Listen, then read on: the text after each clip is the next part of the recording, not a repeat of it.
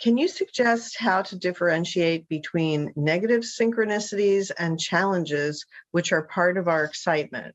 For example, if traveling by car somewhere is part of your excitement and your car doesn't immediately start, but after a lot of time and effort, your car actually does start, have you ignored a negative synchronicity or have you successfully managed a challenge as part of your excitement? It may be either. You have to, again, investigate yourself to understand. But then again, there are things that may occur that you may never understand directly. For example, I can give you the illustration that the car not starting right away may actually have prevented you from getting into an accident. So you have to look at it from a number of points of view, but also don't look at it too hard. Just go with the flow of the way it happens, remaining in a positive state, and you will then get the benefit from it. You will not always know why synchronicity manifests in the way that it does, but you can always take the time to check within yourself to make sure it's not the product of resistance within you to your natural self or to something that you attempt to do. But if you're clear that it's not, then just go with the flow of the way synchronicity presents you the opportunity to move forward. Why do we need to experience negativity and suffering? Why did we choose to incarnate in a world where there's so much suffering? Why not just stay in heaven? You can choose to do that, but obviously you want to discover something new and you want to be of assistance in helping people learn to transform the idea of the negativity and suffering and pain into something that is more representative of joy and harmony and ecstasy. So the idea is that you chose to be of service. You chose to learn these ideas so that you could help others. So put that learning into action. Help others learn how to let go of pain and suffering and transform themselves into more joy and harmony by getting in touch with the belief systems that they're holding on to that is causing the resistance, which causes the pain and the suffering, or the definitions that they are holding on to that don't allow them to be themselves. The idea of remaining in heaven is all well and good in spirit, as you say, but there are only certain things that can be experienced in the physical reality experience. Forgetting yourself in order to remember who you are from a new point of view allows you to expand and grow in ways that you can't when you're in a more timeless state. So the idea is that it is a challenging experience, certainly, but it's one absolutely rich with potential to discover new points of view, new experiences, new understandings of all that is in all the ways it can experience itself to be through you. Okay. We could simply add the analogy, why do your people go to amusement parks and go on scary rides like roller coasters?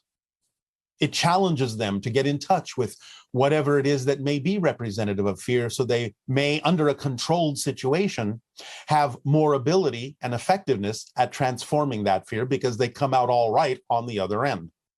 So you could use that simple analogy for the idea that you've decided to go on a huge roller coaster ride, knowing that as an indestructible spirit, you're going to come out all right on the other end anyway. But in the meantime, you have different purposes for having chosen to be where you are, and most of them have to do with helping others learn how to transform things in more positive ways, along with you learning that lesson as well. Okay.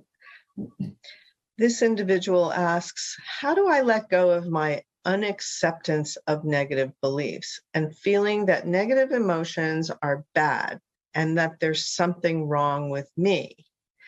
I've heard dark has to exist for light to exist, but still I find myself asking, why do we have to experience suffering? I think my unacceptance of negative beliefs is making it impossible for me to let them go. In one communication, you spoke of the neutral zone. How can we get into that neutral state where it's easier to transform things? Well, the paradox is, as you say, you have to accept the existence of the negative in order to allow yourself to be in the neutral zone where you have the ability to choose what you prefer without invalidating what you don't prefer. And you're mixing up a lot of definitions in there. because you're talking about value judgments and not just a recognition of a mechanism. When we talk about positive and negative, we're not talking about value judgments of good and bad. We're talking about how you're using the energy, how you're using the mechanism. Negative energy, negative beliefs are simply that which make you experience the feelings of disconnection, separation, diminishment, so on and so forth. But this is a mechanism we're talking about. Positive allows you to experience the idea of connection, expansion, engagement. The idea, again, is that we're talking about a mechanism of energy here and how it works. Because remember, you can use negative mechanisms to a positive effect. You're doing that right now by experiencing physical reality. You are a bigger being than what you are as a physical person. So you had to use the negative, so to speak, mechanism of imposing limitations on your consciousness in order to focus yourself into a physical reality. But you're using that negative mechanism in a positive way to have this physical experience. And you are misunderstanding the idea no one needs to suffer. But if that's what's going to help you learn how to transform it, you will accept that experience until you allow yourself to realize it's not about being forced. It's about having chosen to experience something so that you could learn the lessons from it so that you don't have to experience it again. No one says you have to keep experiencing it. The idea, again, is that when you allow yourself to accept that negative energy, negative mechanisms are valuable and can serve in certain ways that ultimately come out with positive results, then you will, in a sense, allow them to exist. Just because you are aware of negative mechanisms doesn't mean you have to choose them. You can be in the neutral place by accepting that everything, positive, negative, neutral, is valid because you can use them in so many different ways in the way that you prefer to aid and assist yourself. So when you allow it to be all right for negativity to exist just as a mechanism, then you can remain in the neutral space because you can choose what you prefer without invalidating what you don't. And at the same time, recognize that you may be using many negative mechanisms to positive effect, and sometimes even using positive mechanisms to negative effect. So it depends on how you use it. Rather than focusing on what it is, focus on the idea of how you choose to use the mechanisms for a positive reason. See. And this person asked also, how can I let go of the core belief that there's something wrong with me? The idea is that you may not necessarily always align with the path or the vibration that you prefer. But again, that's part of the learning experience. Some people simply, because of their belief systems, have to get sick and tired of being sick and tired, and then they'll change. So you might be using the mechanism of painting yourself in a corner by thinking that something's wrong with you until you finally get so tired of not being yourself and thinking that something is wrong with you that you finally give it up. So that may or may not be the way that you're doing this. But the idea is, if there really was something wrong in the sense that you didn't belong, that you are wrong for being you, for exploring the things and discovering the things that you're discovering, even if they're not in alignment with who you prefer to be. If there was truly something missing from you, something wrong with you, you wouldn't exist, because creation doesn't make mistakes. So whatever story you're telling yourself, whatever journey you're on, there is nothing wrong with you, because you are obviously a creative manifester. You're always manifesting something. You're always confident about something. Even if you're confident that you lack confidence, you're confident about that.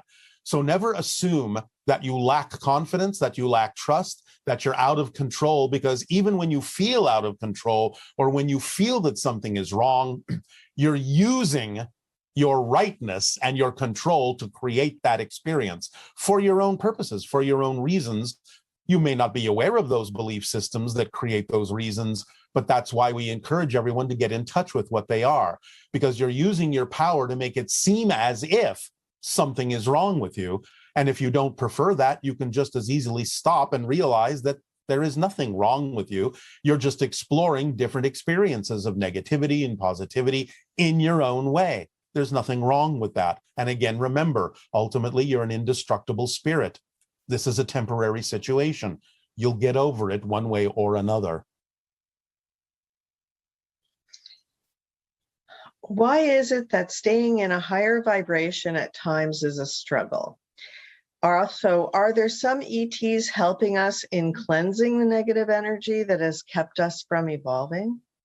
We are helping by adding our energy to the vortexes of your planet and in a variety of other ways to make it a little easier for you to lock into the vibrations that are true for you individually and collectively. But again, the only reason why things may seem difficult to change or that they are a struggle is, again, your definitions. There is no such thing as an inherently difficult or struggling situation. It's only the way you're looking at it, the way you're defining it, that makes it experienced that way. Look deeply into your definitions and what you're afraid of that would make you hold on to those definitions, because you don't hold on to anything that you believe doesn't serve you.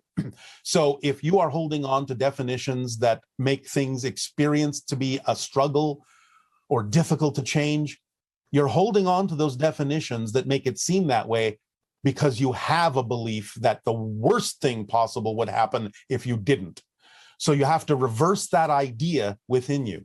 You have to know that it's not a fact that the negative belief is telling you something worse will happen if you move forward on your joy. It's just a way it has of, shall we say, persevering, the way of protecting itself, the way of perpetuating itself by telling you things that are not facts, but that scare you into not moving forward. That's just the way it's designed to keep going and make sure you don't let it go, because all beliefs are designed to perpetuate themselves, because if they weren't, you wouldn't have a physical reality experience, because physical reality isn't real. It's a projection of consciousness. It's an illusion. So you have to believe something to be a fact. You have to believe something to be true in that sense in order for you to continue to have a physical reality experience. But you get to decide what you prefer and what you choose to believe in. So never assume that the fear that comes up is necessarily real. It's just the negative belief's way of making sure you don't let it go. You have to see through that trick in order to understand it is just a trick, and that what it's telling you, that something worse might happen if you move forward, is not a fact. It's just a belief, and you can change that. What frequency do we as individuals need to be vibrating at to reach fourth density? And how far is the current Earth collective from reaching that goal?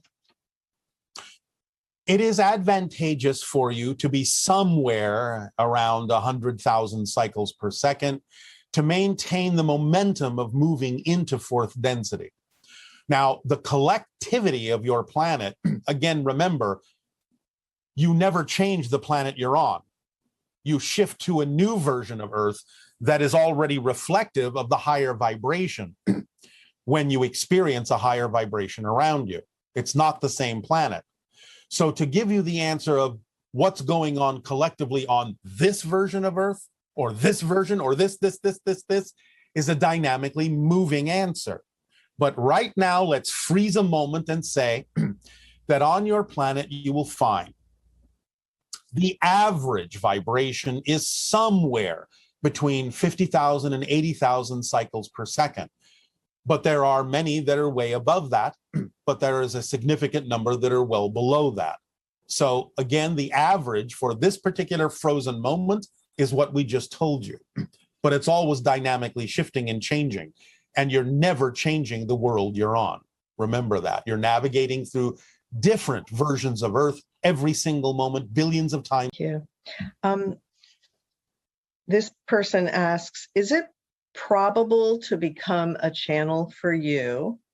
And if so, what is the most effective way to make that happen? The answer is no.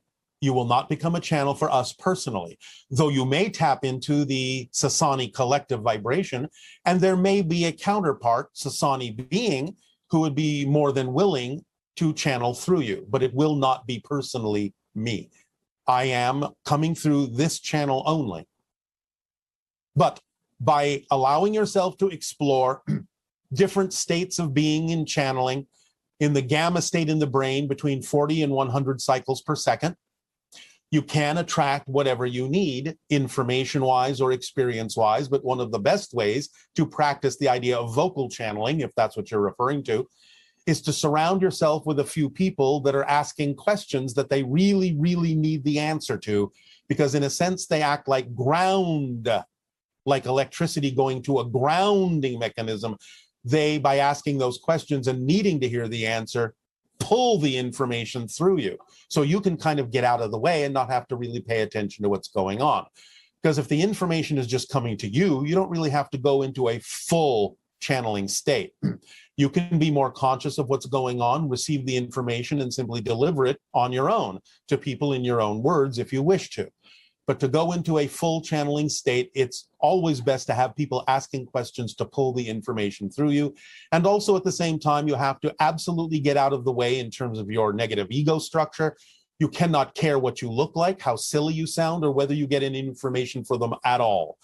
You have to just trust the way it unfolds and just keep moving forward.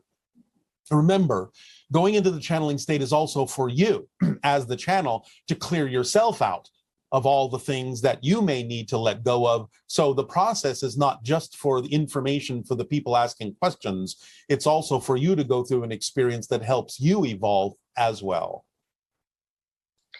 And I believe this person also asked how to interpret it when one notices slight discrepancies or inconsistencies in a channel where it's a source that they otherwise entirely resonate with. What is the best way to sort through that without being thrown off of your faith or belief in or trust in a set of teachings? All right. Well, first of all, you never have to swallow anything whole. You can decide what works for you and what doesn't in any discipline, including ours. The idea, of course, is that channeling in your reality is not, let's just say, a perfect mechanism. There may be misinterpretations, misunderstandings. There may be a lack of using your language in a way that you would understand it because you have different meanings and interpretations for things. The idea is that sometimes it can simply slip. The idea being that, again, it's not always focused in a perfect way. So there may be what you would call some mistakes here and there that would cause certain discrepancies. At the same time, always look into your own belief systems to make sure you're not coloring the information or misinterpreting the information in a way that you prefer it to be, rather than being open to what is actually being said to you. So you have to really take it on a moment-to-moment basis and just see if something doesn't hit you right. Examine yourself to make sure you're not the one making it go into a different state than you would prefer. At the same time, realize there will always be errors here and there that will creep in from time to time, because no channel is perfect. No channeling medium in that sense, energetically, will always maintain a perfect focus for a variety of reasons. And there are certain things that simply get misinterpreted and or interpreted in different ways than maybe the normal understanding of your world. There may be things that don't make sense now that will make sense later. There are a variety of reasons why things may seem to be a little off kilter from time to time. Thank you. How might experiences of sexuality continue to shift and evolve as our consciousness evolves? Well, in many different ways, perhaps, all the way up to what we experience now and beyond, where our activity sexually is no longer exactly physical, but more energetic, in the creation of energy bubbles that interlink, overlap, and create a third life within the overlap. So it's no longer the physical act that it used to be for us, that it still is for you.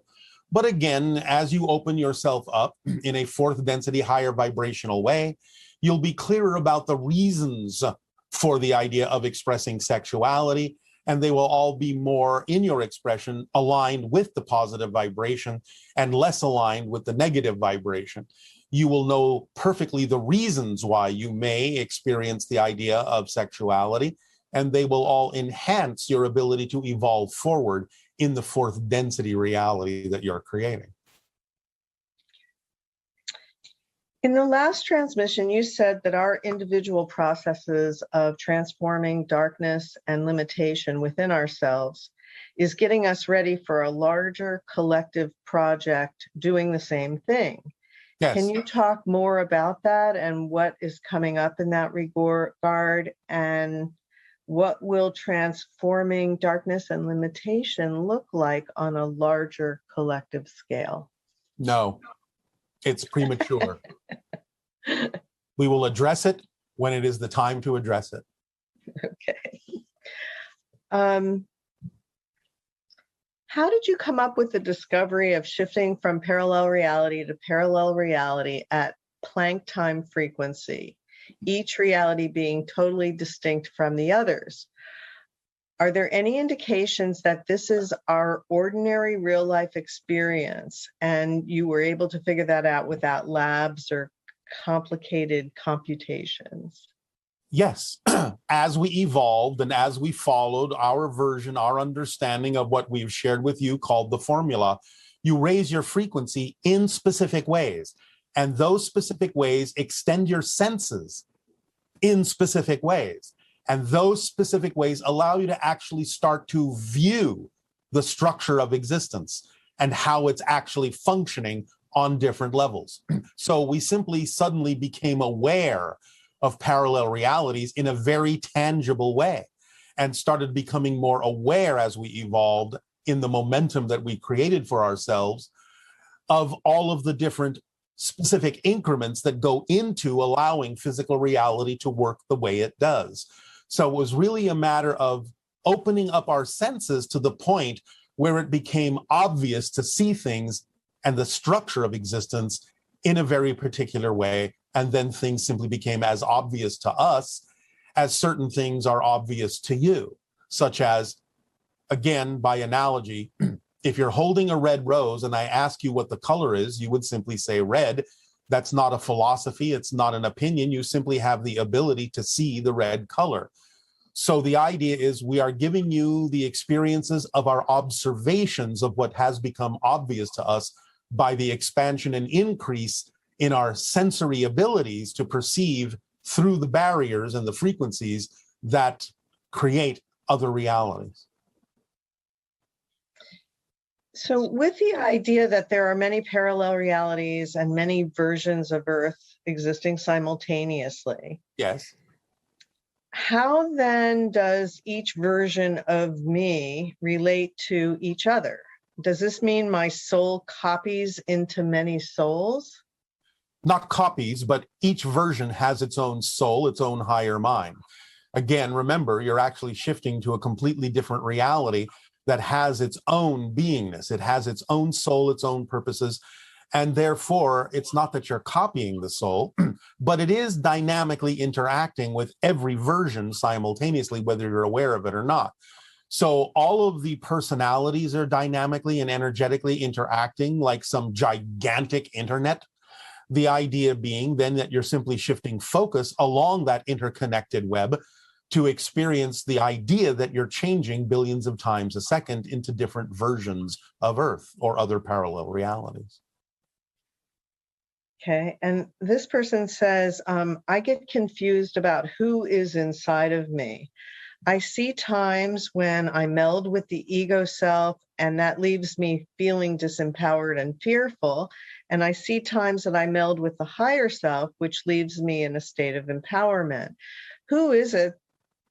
Who is the I doing all this melding? It is your core identity as an individual reflection of all that is. That never changes.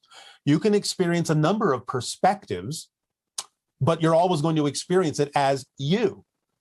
So even when you're a spirit, even if you go to the level of the oversoul, even if you go to the level of all that is itself, you experience that as those things from your point of view. You never lose that particular perspective because you're one of the reflections, one of the ways that all that is has of experiencing itself.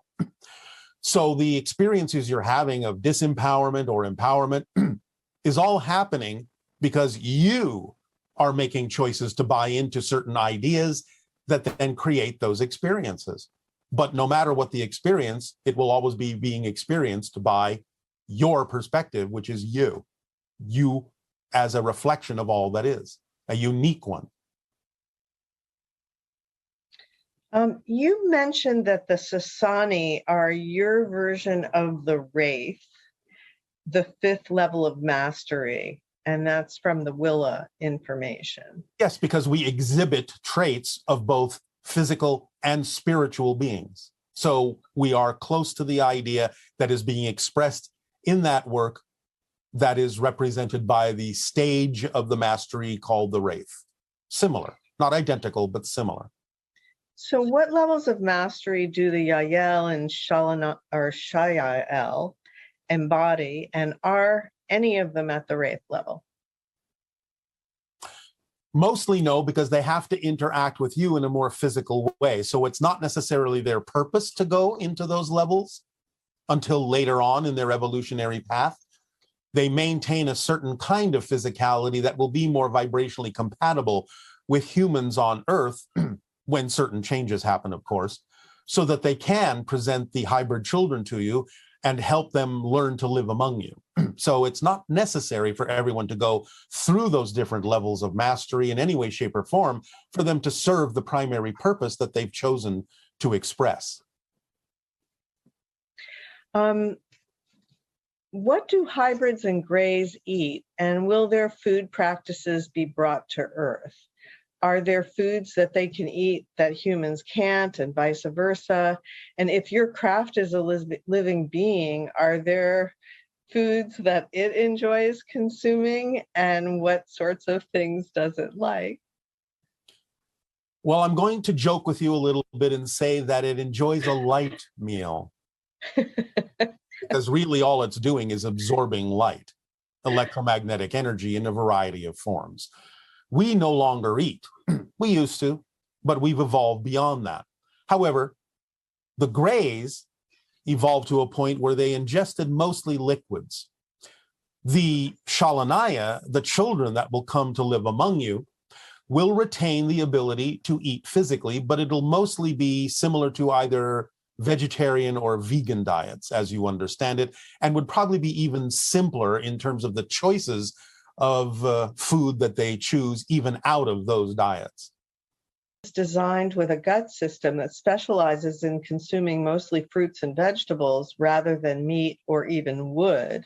And how come there's so much confusion about the appropriate diet that leads to a lean, muscular body when all these diets seemingly contradict what the human gut was designed for?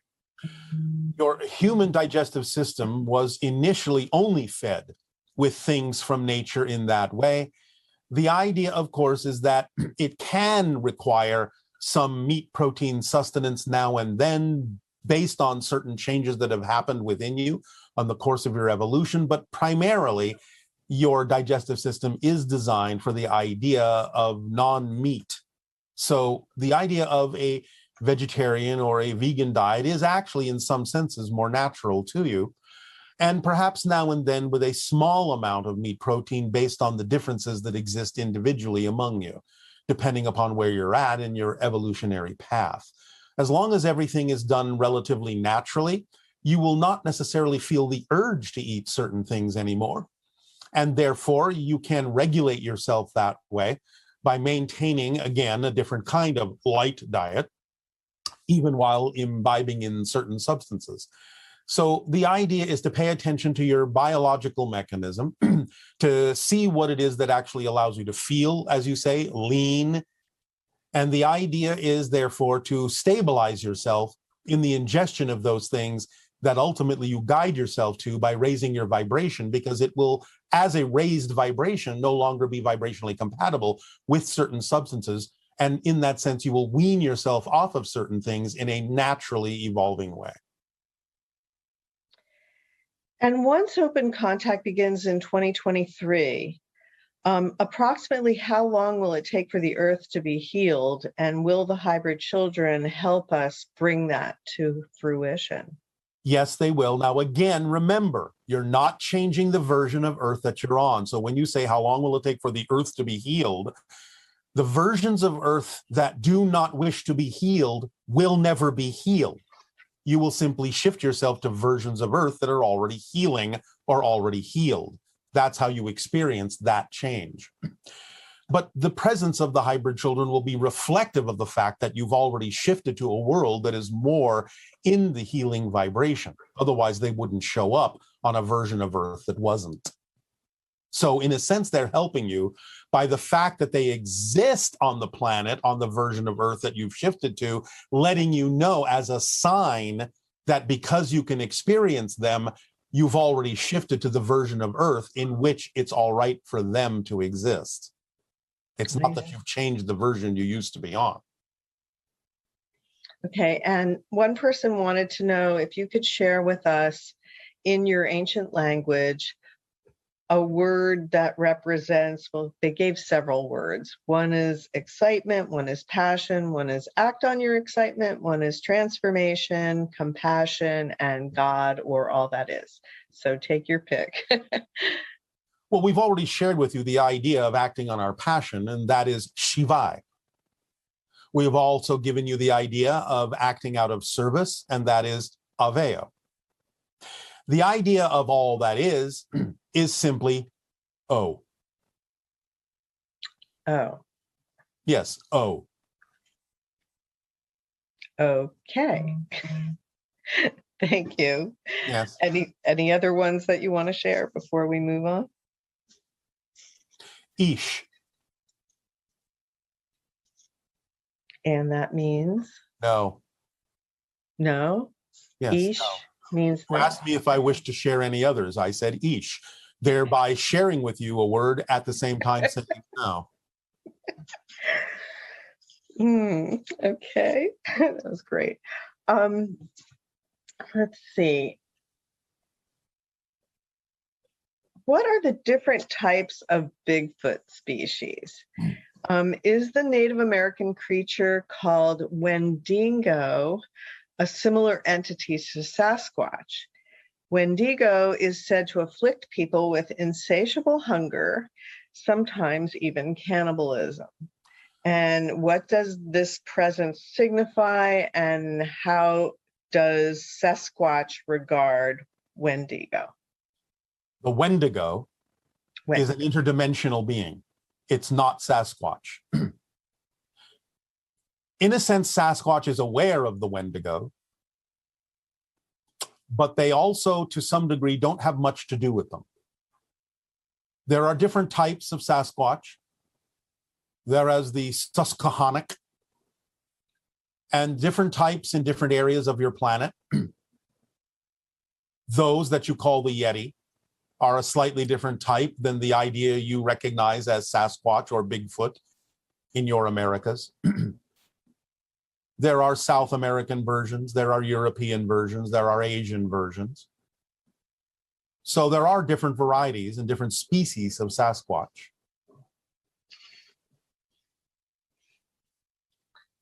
At one time, you said that there were beings on this earth, or a being on this earth that is over 1,000 years old. Is this being a human or a different species? And if he or she is a different species, can you elaborate on that?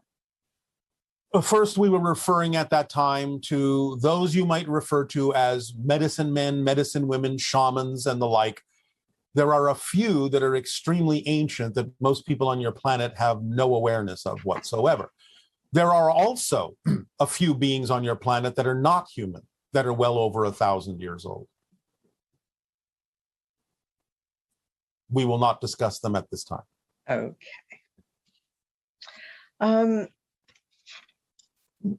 What are gnomes elementals also? What is their function, and are they only present in nature, or can they also be present in our house? They are elementals. They can be present in your house. They can be present in nature. And the general vibration of gnomes has to do with the delivery of ancient knowledge and stories, although they can do other things. But that's their primary frequency, is to help you get in touch with ancient knowledge through stories. They also are reflective to some degree of the idea of the bonding that exists in a variety of communities.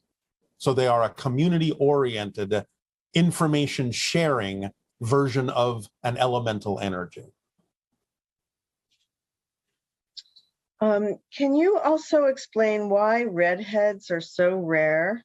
Redheads with green eyes and freckles only make up 1 to 2% of the population.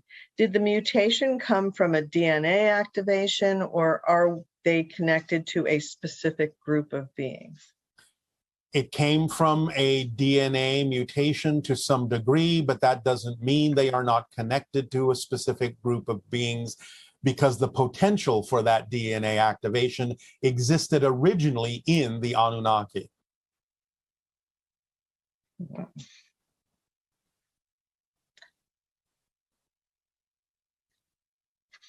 Oh, sorry. See if I have any more questions that I can ask you here. Why are some souls born with a signature vibration that seems offensive to the rest of the people on Earth? No one is born with a signature vibration that is offensive, but it can seem off-putting based on what they're here to do.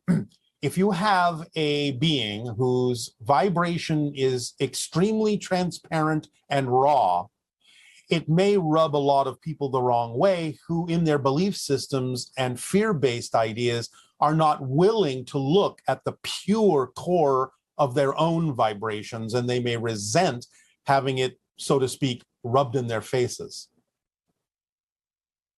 So these beings who may come through with a very powerful, pure core vibration may be the beacons for many to use as a marker for when they are clear within themselves, because then they will be able to align with such beings and will not find them threatening or offensive or off-putting. So they can be used as pure markers of the true core frequency that all of you contain. There are exceptions to this, however. It may be that some come through not exhibiting the idea of a core vibration that is representative of their pure core, but an altered form that is designed specifically to ruffle feathers. These are the ones that may help others get in touch with their fear-based beliefs by acting as tricksters and clowns, so to speak, to put them in touch in unusual ways with things they may not have considered and may not enjoy going through, but nevertheless, that's their purpose, is to come through deliberately to upset the apple cart so that people will then put it back together in a new form. How can we differentiate between not remembering something like ET contact in childhood and not having experienced it at all, at least in a human life? While there are, again, some exceptions, if you have any interest in asking that question at all, you've probably had contact. And the fact that you're asking an extraterrestrial for an answer to that question is probably a good sign that you've had contact. So look around at the things you're interested in. Look around at the things you make connections to. While it's not always a representation of extraterrestrial contact, it can be a representation simply of the expansion of consciousness and more awareness that there are extraterrestrials without having had direct contact. But generally speaking, our vibration will attract those that have had some form of interaction, generally speaking, probably about 99% of the time. Okay. And the abduction movie Communion showed a second race of beings working with the Greys that look like little blue trolls. They're the doctors. They're called the doctors. They monitor, they regulate, they keep things moving, they organize, they help. And if they are the trolls, does that make the Greys the elves? You can use that analogy if you wish in a very light way, but they're not trolls. They're a different species that is helpers to the entire hybridization agenda, but in a very specific way, as we have already described. Okay. And then I guess this would be the last one. I watched a documentary called The Fourth Kind about terrifying mass ET abductions in a town called Nome, Alaska. Can you tell us who abducted these people and why did they cause so much suffering? I feel this is important to understand to help eliminate fear. All right. Well, first of all, they were simply versions of grays. And the fear, again, is simply because people didn't understand what was happening. Even though they had spiritually volunteered to be part of the hybridization agenda, many people who experience those things have traumatic experiences because they've never been taught what's going on and they don't remember making an agreement to participate in these things. So the more you are willing to take responsibility for your part in the experience, the more you can ask for the experience to happen on your own terms in a way that you feel in control. Because when these things happen and you're not prepared for it, you're not taught that these things are going on your planet, then you don't necessarily react in a way that is outside of the survival mode. It kicks in and you feel like you are dying, you're out of control. But the idea is that you're not really out of control and you are participating in something you agreed to participate in as part of the transformational evolutionary path of Earth into the sixth hybrid race. So you just have to allow yourself to know more about what's going on, to wrap your mind around this idea as something that you chose to participate in voluntarily from another level, and that it's all right for you to experience these things in a way that doesn't have to be scary if you understand what's going on. Okay. Well, and all of the exercises that you're giving us also help to awaken our memories as well as to acclimate us to the possibility of contact with. Yes, especially recently when we talked about the idea of placing the cardboard cutout of an ET outside your window and the things that go with that. If you keep practicing this, you will get used to the idea to the point where it will no longer be a fearful experience to encounter extraterrestrials that are involved in the evolutionary transformation of your world at this time. So keep practicing. And we will always, again, share information with you that helps you elevate your vibration, especially, again, reminding you to follow the formula, which will always elevate your frequency and make you far more vibrationally compatible to any extraterrestrial that you may encounter in any way, shape, or form, and allow you to see more clearly what's really going on behind the curtain, as you say. We thank you for your willingness to participate in these encounters and interactions with us. And now, please, by all means, relax, get comfortable, let go of the cares of the day, and prepare yourself for the meditation that will allow you to begin to experience the point of view of your oversoul. So enjoy. So, if you are ready now for the idea of your meditation exercise, that is the infinite restaurant, we would suggest that you allow yourselves to relax, to let go of the cares of the day, and to follow our lead at the moment. Take a deep breath and let it out. And allow yourself to continue to breathe deeply and gently as you allow yourself to enter the infinite restaurant. Now, the infinite restaurant does not mean that it is all you can eat. This is for a different reason. The idea is to enter your favorite restaurant or make up a restaurant, whatever feels comfortable to you. But you arrive early enough that there are no other customers but you. Take your favorite seat or make one up. And as you sit there in this restaurant, flesh it out a bit. Take a moment and really flesh it out. See the tables, the chairs, the booths, the windows, the lighting. Recognize that at this particular moment, there is only one person besides you, and that is the person that greeted you and sat you. You see nobody else.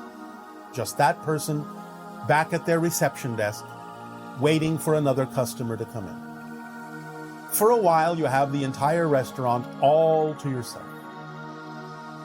So relax, take it in, and as you do so, allow yourself now to observe the person that's at you, the host or hostess or whatever you wish to call this person, whatever gender they may be or however they identify. Just focus on them for a moment. Now, allow yourself to imagine that you are seeing through their experience, their eyes of standing there at the reception desk, waiting for the next customer to arrive. Just feel what they're feeling.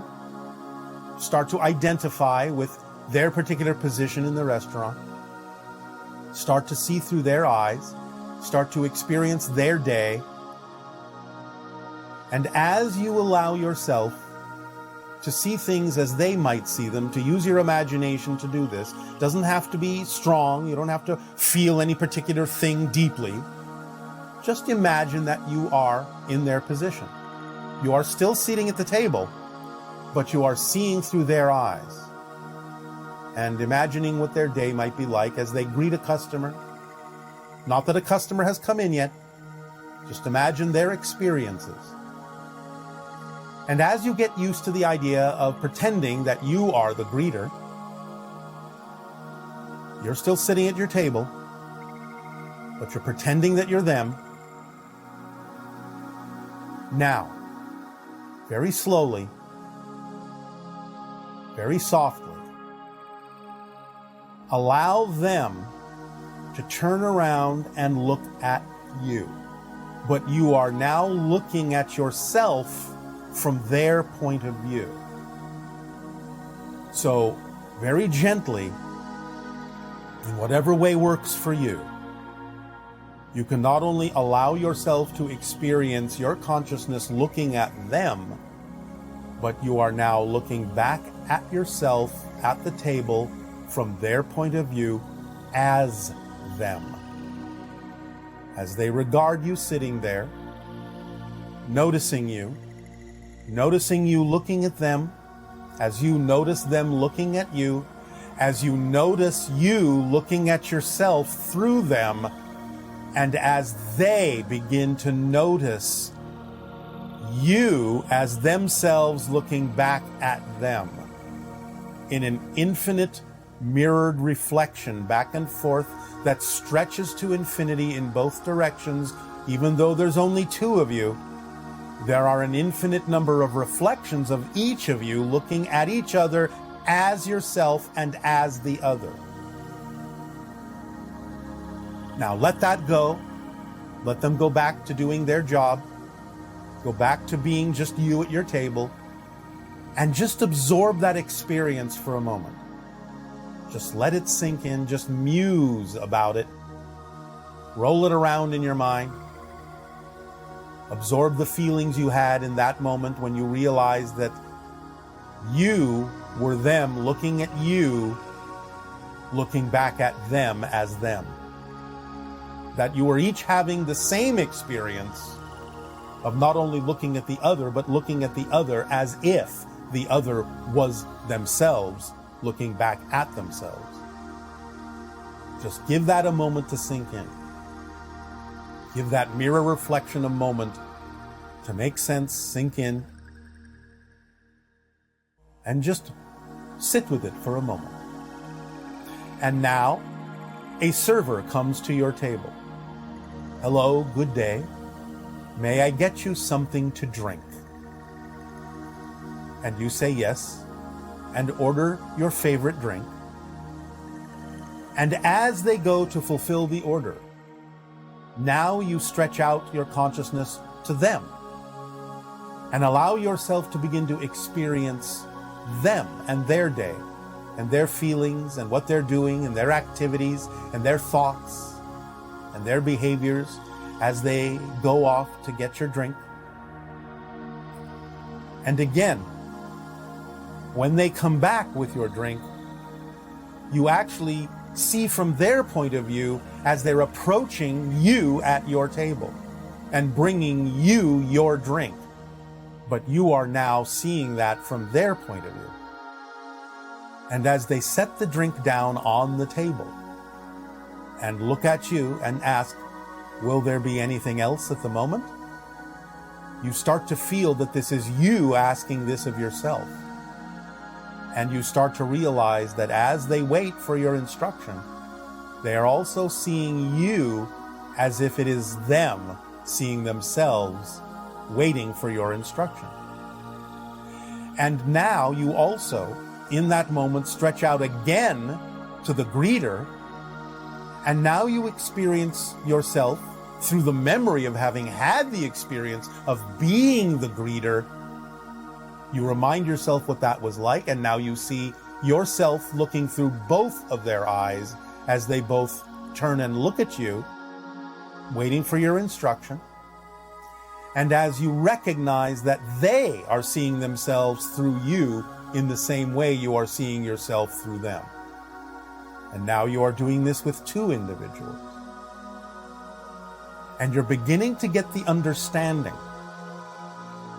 that you are actually experiencing not only just reflections of yourself through the versions of them you are creating out of your consciousness and your energy in your experience of your reality, but you're also tapping into them doing the same thing with you, creating their versions of you while they experience your reality through those versions, but also tapping into you to make a connection in order to do so, as you are also making a connection to them to create your versions of them in your reality.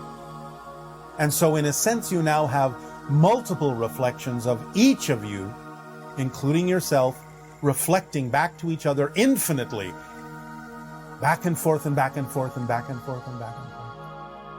And now you just let that go and be yourself again.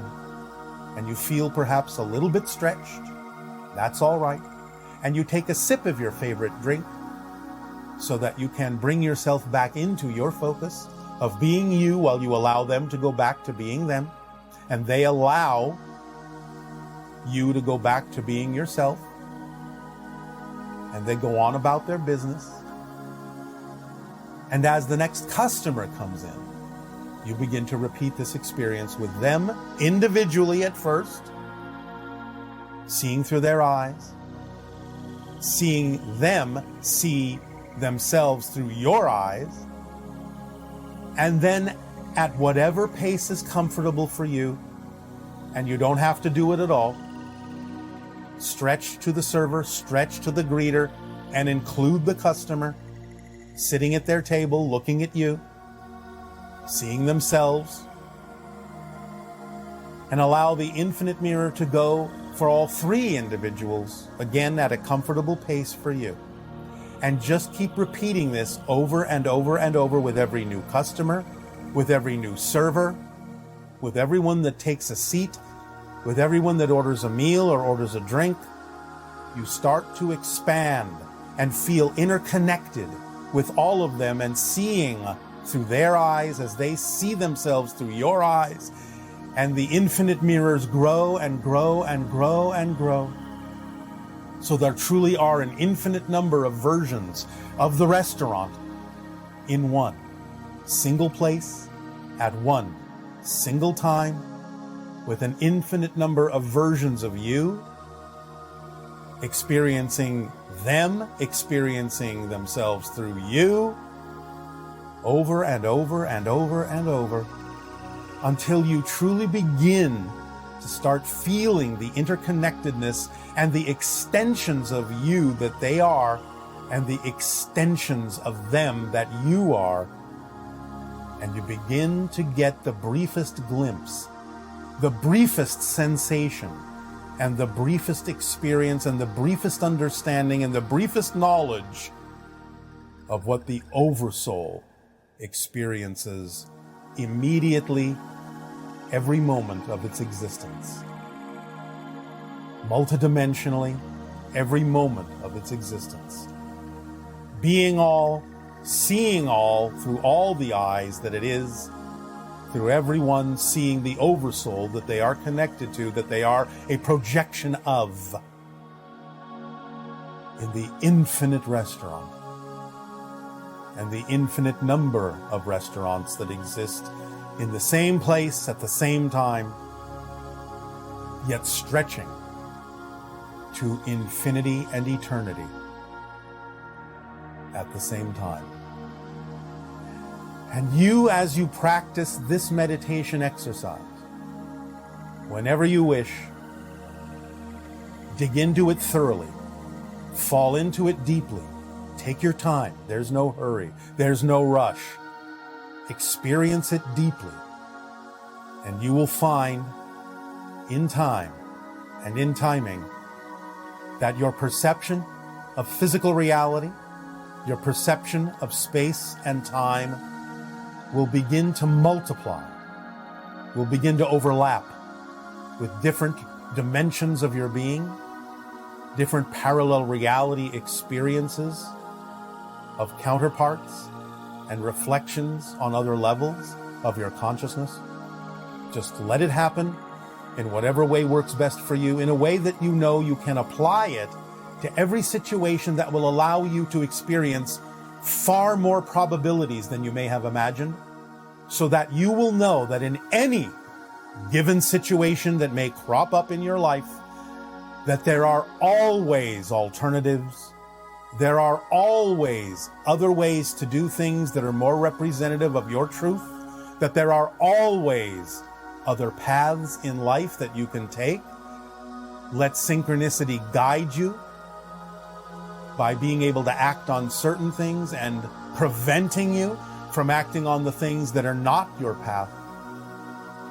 Let it guide you so that you will know more and more definitively, more and more physically, that there are always all ways.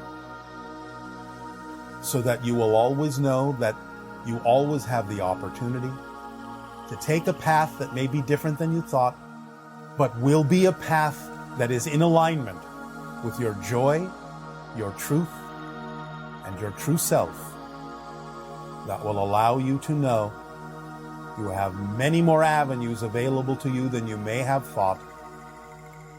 There is flexibility in existence. There is flexibility and malleability in space and time. There is flexibility, malleability in the crucible of creation, so that you may crystallize a new path by examining all the probable paths that you connect to from the perspective of the Oversoul in the infinite restaurant that will allow you to indulge in just those perfect things that support you, that refresh you, that nourish you, that are yours. Even though you can experience that which may nurture and refresh another, and that is right for them, they will also reflect back to you through their eyes what is right for you, so that you all may be the perfect puzzle pieces that you are and fit harmoniously, synchronistically, and beautifully in creating the big picture, the whole system that supports each and every piece. So as you sit in the infinite restaurant, you are served the perfect meal for you, which may still be composed of many different delectable items that will sustain you, support you, and allow you to continue to explore your truth, your joy, your passion in the life you have chosen to be. Inhale the fragrant aromas that permeate the infinite restaurant of possibilities and probabilities that have been laid out on the table in a beautiful array for you. Allow yourself to relax in this environment and feel fulfilled and at ease, supported and loved. allow yourself to drift and dream in the infinite restaurant that will always be here, and you will always have a seat and a table, always and in all ways.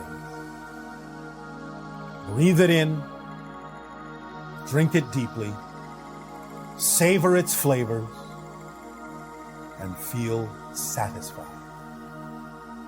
Just enough of what is perfect for you.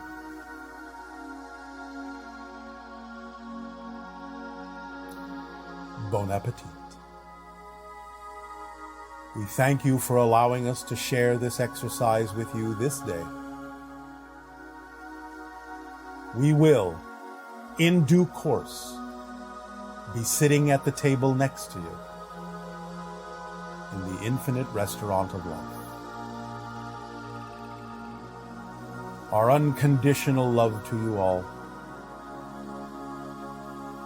Good day.